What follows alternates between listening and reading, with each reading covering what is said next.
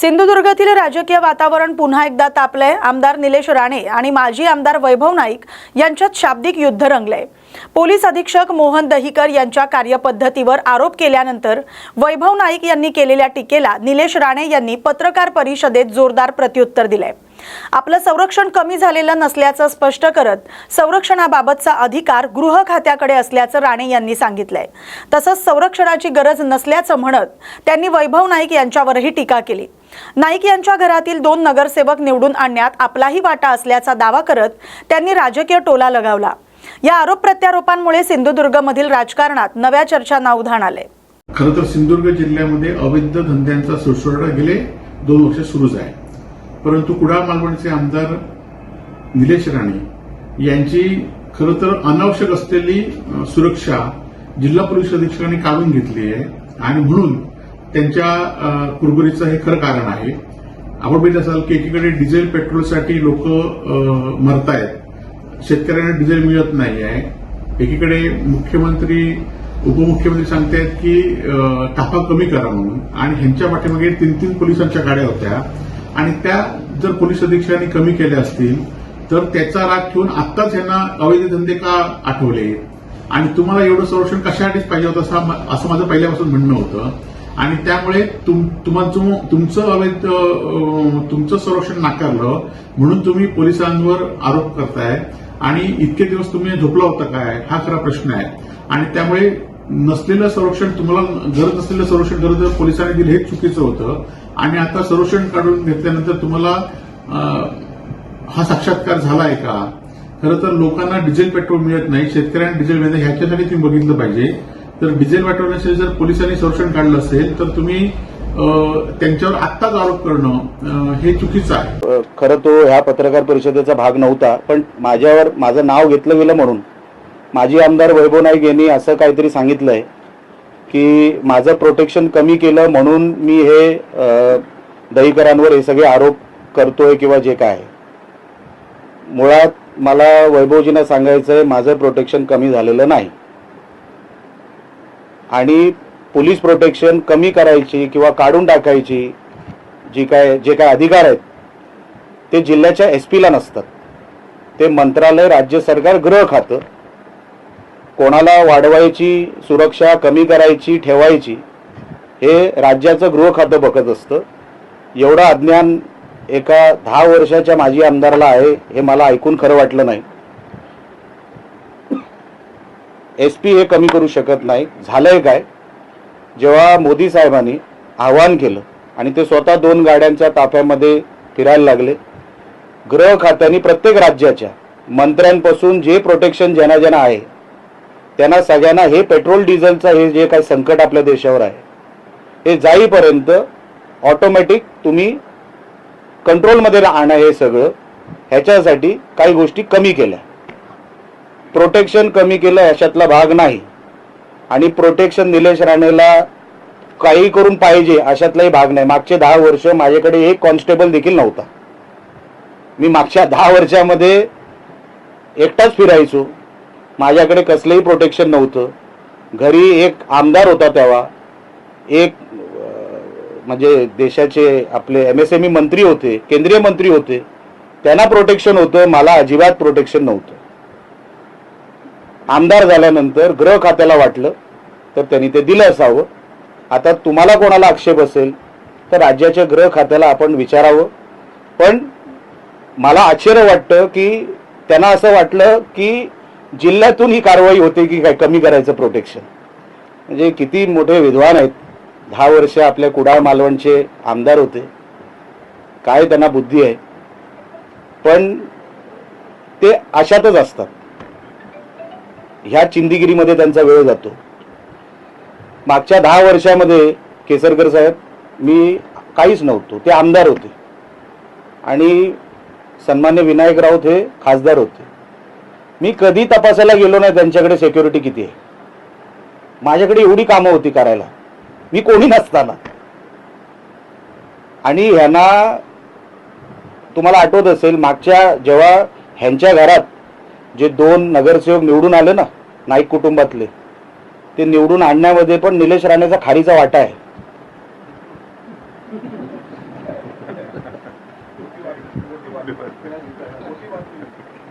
आहेच ना, ते उघड व्यासपीठावरून भाषणं केलेली आहे. हे त्यांनी विसरू नये. मला त्यांच्याबद्दल अजिबात आक्षेप नाही, आकस नाही, पण त्यांना माझ्याबद्दल खूप आहे. मी काय डॉक्टर नाही, त्या आजाराचं माझ्याकडे काय उपाय नाही. पण सांगायचं तात्पर्य एवढं की हे सगळं राज्याचं गृह खातं ठरवतं, जिल्ह्यातला SP नाही. एवढी साधी अक्कल एका 10 वर्षाच्या माजी आमदाराला असली पाहिजे होती. पण ते सातत्याने चिंदीगिरीवरच उतरतात. हे चिंदी खेळ आता कुठेतरी त्यांनी बंद करावे. लोकांना आता काम दाखवा. नुसतं सातत्याने नेगेटिव्ह बोलत काही मिळत नाही. ते त्यांना 2029 सिंधुदुर्गातील कथित अवैध धंदे आणि पोलिसांच्या कार्यपद्धतीवरून सुरू असलेल्या वादाला नवं वळण मिळालंय. आमदार निलेश राणे यांनी जिल्ह्यातील अवैध धंद्यातून दरमहा 2 कोटी रुपयांचा हप्ता गृह खात्यापर्यंत पोहोचत असल्याचा गंभीर आरोप केला होता. या आरोपांवर प्रतिक्रिया देताना माजी आमदार वैभव नाईक यांनी जर हे आरोप खरे असतील तर राज्याचे गृहमंत्री देवेंद्र फडणवीस यांनी नैतिक जबाबदारी स्वीकारून राजीनामा द्यावा अशी मागणी केली. तसंच निलेश राणे यांनी आपल्या आरोपांवर ठाम राहून गृह खात्याकडून अधिकृत उत्तर घेऊन ते जनतेसमोर मांडावं असं आवाहनही त्यांनी केलंय. कुडाळ मालवणचे आमदार निलेश राणे हे खरं तर याआधी सुद्धा 5 वर्ष खासदार होते आणि आता ते गेले 2 वर्ष आमदार आहेत. माझ्या माहितीप्रमाणे किंवा मी लोकप्रतिनिधी म्हणून काम करत असलेल्या त्यावेळच्या अनुभवानुसार एखादा वरिष्ठ स्तरावरचा अधिकाऱ्याची तक्रार आपण करायची असतील किंवा त्याच्या भ्रष्टाचाराची, त्याच्या कारभाराची, तर त्या खात्याच्या मंत्र्यांकडे प्रथम करावी लागते. म्हणजे जे सत्तेतले लोकप्रतिनिधी असतात ते त्या खात्याच्या मंत्र्यांकडे तक्रार करतात आणि तर मंत्री कारवाई नाही झाली तर त्या संदर्भात विधानसभेमध्ये किंवा आवाज उठवला जातो. परंतु निलेश राणे यांनी त्यांच्याच मित्रपक्षच्या महायुतीच्या मधनं ते निवडून आले. त्या देवेंद्र फडणवीसांना दही बावकरांची पहिली तक्रार केली पाहिजे होती. परंतु ती तक्रार केली पाहिजे होती की त्यांनी तक्रार करून गृहमंत्र्यांनी यांचं ऐकलं नाही किंवा गृहमंत्र्याला माननीय निलेशजी राणे सांगतात त्याप्रमाणे 2-2 कोटीचा हप्ता जर महिन्याला येत असतील तर त्यांची तक्रार ऐकून न घेता त्यांनी तो आरोप करणं बरोबर होतं. आज माझ्या माहितीप्रमाणे गृह खात्याच्या माध्यमातून संपूर्ण महाराष्ट्रामध्ये गृह खात्यावर अनेक आरोप केले जातात आणि गृह खातं पूर्णपणे फेल्युअर झालेलं आहे. परंतु भ्रष्टाचाराचा आरोप आता मित्रपक्षाचे लोक करत असतील तर माननीय देवेंद्र फडणवीसांनी या विषयात लक्ष टाकून खरं देवेंद्र फडणवीस यांच्या गृह खात्याने राजीनामा दिला पाहिजे आणि त्यांनी दुसरं मंत्रिपद घेतलं पाहिजे. कारण एक सत्ताधारी पक्षाचा आमदार जर 2-2 कोटी रुपये दर महिन्याला गृह खात्याला मिळत असतील असं जर आरोप करत असेल तर विरोधी पक्ष किंवा सर्वसामान्य आरोप जे करत आहेत त्याला पुष्टी आज मिळालेली आहे. आणि त्यामुळे माननीय निलेश राणे यांनी जे आरोप केले आहेत त्या आरोपाची गृह खात्याने तातडीने दखल घ्यावी आणि 2-2 कोटी रुपये जर हप्ते घेऊन जर हे सरकार मित्रपक्षाच्या आरोपांना जर उत्तर देण्यास बांधील नसेल तर आता न्याय कोणाकडे मागणार हा पण विषय या ठिकाणी आहे. त्याचबरोबर निलेश राणे यांनी सांगितलं की सिंधुदुर्ग जिल्ह्यात जी अवैध या ठिकाणी सुरू आहे आज त्यांना माहिती असेल की माहिती नाही की ते माहिती नसल्यावर ते सांगतायत. त्यांचे मालवणचे नगरसेवकच आता मटक्याची बुक्की चालवत आहेत. पाहिजे तर त्यांना मी ती नावं निलेश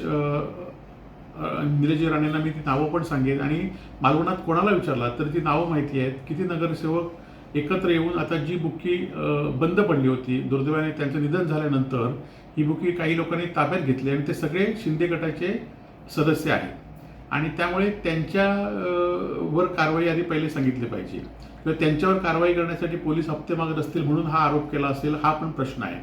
आणि त्यामुळे खरं तर आज सिंधुदुर्ग जिल्ह्याची जी कायदा सुव्यवस्था आहे ती पूर्णपणे बिघडलेली आहे. खरं तर मी पण आमदार निलेश राणेंच्या व्यक्तिशः काय माझी भूमिका नसते परंतु उलट त्यांची माझ्या विरोधात व्यक्तिशः भूमिका असते. छत्रपती शिवाजी महाराजांचा पुतळा मीच पाडला त्यांच्या कुटुंबानेच पाडला किंवा मी जे आंदोलन करतो काल LED विरुद्ध आम्ही आंदोलन केलं, महागाईच्या विरुद्ध आंदोलन केलं तर ह्यांचे कार्यकर्ते ताबडतोब त्या ठिकाणी जाऊन सांगतात की वैभव नाईकांवर गुन्हे नोंद करा. तुम्ही किती गुन्हे नोंद करा किंवा तुमचा विरोधी तुम्ही सत्तारूढ पक्षात असल्यामुळे किंवा माझे विरोध असल्यामुळे तुमचं ते काम आहे त्याबद्दल माझं काही म्हणणं नाही. त्याचबरोबर माझे दोन्ही भाऊ आहेत हे कणकवली शहरात सर्वाधिक मताधिक्याने निवडून आलेले आहे. आणि जर एवढा केसा जरी त्यांच्या विजयामध्ये तुमचा हात असला तर त्यांना उद्या राजीनामा द्यायला लागेल. परंतु तुम्ही मात्र ज्या गृह खात्यावर आरोप करताय, ज्या भाजपवर आरोप करताय, त्यांच्याचमुळे तुम्ही निवडून आलेले आहात. आणि त्यामुळे तुम्ही त्यांच्यावर निवडून येऊन त्यांच्यावर आरोप करताय. त्यामुळे तुम्ही खरं तर राजीनामा देऊन स्वतः निवडून येण्याची तुमची हिंमत पुन्हा असली पाहिजे. आणि त्यामुळे निलेशजी राणे तुम्ही सांगताय त्याप्रमाणे तुम्ही वागा. नाहीतर आज तुम्ही गृह खात्यावर आरोप केले खरं. आणि माझं पुन्हा एकदा म्हणणं आहे की तुमचं पोलीस संरक्षण कमी केलं आहे. तुमचं पोलीस संरक्षण कमी केल्यामुळेच ज्या 2-2 गाड्या तुम्ही आवाज घालून फिरत होता ते कमी केल्यामुळेच तुम्ही हे आरोप करताय असं माझं पुन्हा म्हणणं आहे. आणि कायदा सुव्यवस्था आणि 2-2 कोटी रुपये हप्ता मिळत असेल ह्याचं उत्तर तुम्ही घ्या. तोपर्यंत पत्रकार परिषद तुम्ही चालूच ठेवा, पण त्याचं उत्तर तुम्ही घ्या आणि जनतेला तुम्ही सांगा. माजी आमदार वैभव नाईक यांनी गृहमंत्री देवेंद्र फडणवीस यांच्यावर केलेल्या टीकेला मंत्री नितेश राणे यांनी जोरदार प्रत्युत्तर दिले. महाराष्ट्रात कायदा आणि सुव्यवस्था मजबूत करण्यासाठी देवेंद्र फडणवीस सातत्याने प्रयत्नशील असून गुन्हेगारांमध्ये कायद्याची भीती निर्माण झाली असं नितेश राणे यांनी म्हटले. तसंच आमदार निलेश राणे यांनी पोलीस अधीक्षकांवर केलेल्या आरोपांची माहिती सरकारपर्यंत पोहोचवली जाईल आणि कुठेही चूक आढळल्यास संबंधितांवर कारवाई केली जाईल असंही त्यांनी स्पष्ट केलंय. महाराष्ट्राला भ्रष्टाचार मुक्त, गुन्हेगारी मुक्त आणि अंमली पदार्थ मुक्त करण्यासाठी सरकार कटिबद्ध असल्याचं सांगत वैभव नाईक यांनी देवेंद्र फडणवीस यांच्या कार्यावर प्रश्नचिन्ह उपस्थित करू नये असा टोला देखील त्यांनी लगावलाय.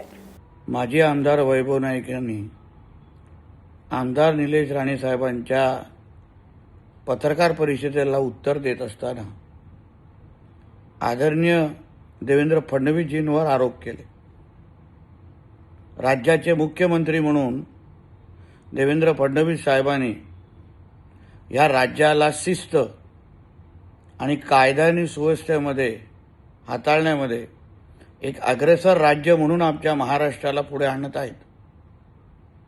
आज कुठलाही गुन्हा घडला तर त्या गुन्हेगाराला माहिती आहे की ज्या राज्याचे मुख्यमंत्री आदरणीय देवेंद्र फडणवीस आहेत त्या राज्याला मध्ये माझी सुटका होणार नाही आणि मी अशी हिंमत परत करू शकत नाही. अशा पद्धतीची भीती सगळ्याच गुन्हेगारांमध्ये आज बसलेली आहे.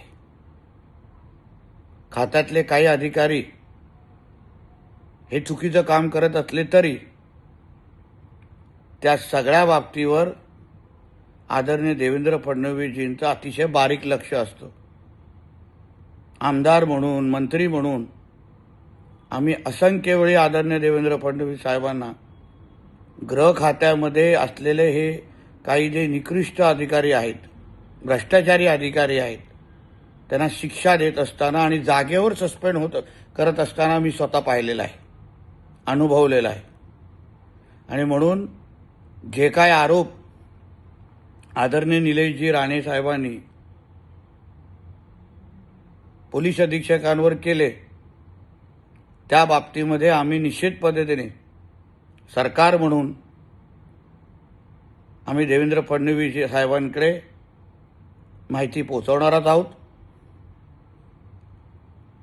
कुठेही चूक झाली असेल तर निश्चित पद्धतीने महायुतीचं सरकार म्हणून आम्ही कोणालाच सोडणार नाही ही आमची ठाम भूमिका आहे.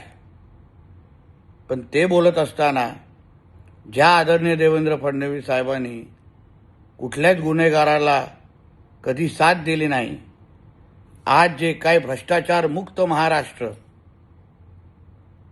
ड्रग्ज आणि गांजा मुक्त महाराष्ट्र, गुन्हेगारी मुक्त महाराष्ट्र करण्यामध्ये आदरणीय देवेंद्र फडणवीस साहेब जे दिवस रात्र एक करतायत त्याला गालबोट लावण्याची हिंमत माजी आमदार वैभव नाईकांनी करू नये असं स्पष्ट शब्दात त्यांना मी सांगेन.